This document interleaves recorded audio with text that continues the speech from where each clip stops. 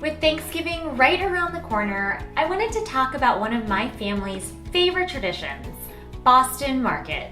As a Korean immigrant growing up, Boston Market was a staple of our Thanksgiving meal. Every Thanksgiving, my family would trek down to Boston Market, then called Boston Chicken for those of you who remember, and we would order the family meal deal. As a kid, you would think that eating at Boston Market on Thanksgiving would be super fun, but when you're a Korean immigrant in a very non-diverse town, you just want to fit in. In my small town, there was no one at Boston Market on Thanksgiving. It was just our family, maybe an Indian family. It was not the place to be. And I'm embarrassed to admit this now, but as a kid, I just was like, are we poor? Can't we go someplace nicer? I remember thinking, when I grow up, I am going to be rich. I'm going to buy what I want, go where I want, eat where I want.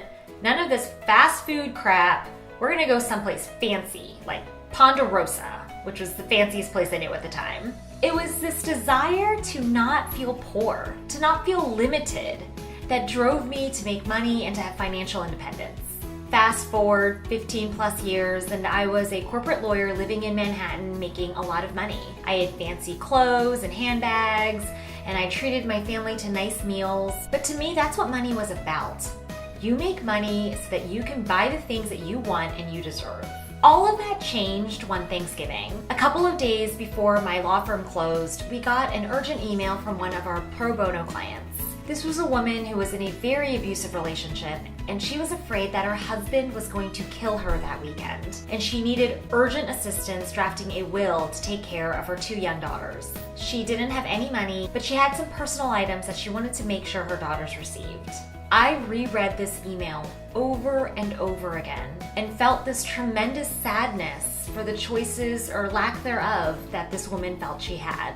That experience fundamentally changed how I view money and why I prioritize financial independence. Don't get me wrong, I really like having nice things, but having money isn't about fancy handbags and expensive sports cars.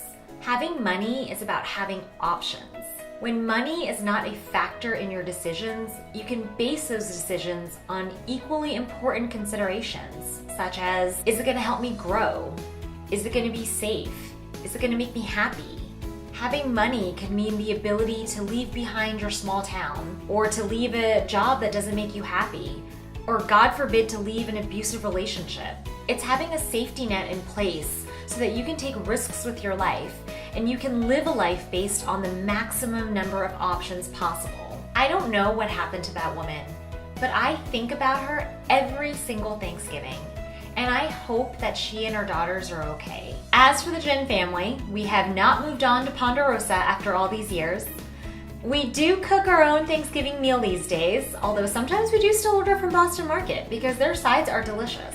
But we go now because it's nostalgic, and it reminds us of how far we've come as a family in the last 30 years. And I go with a grateful heart, knowing that where we get to spend Thanksgiving as a family is a choice that we get to make. I hope you all have a wonderful Thanksgiving, and I will see you next week.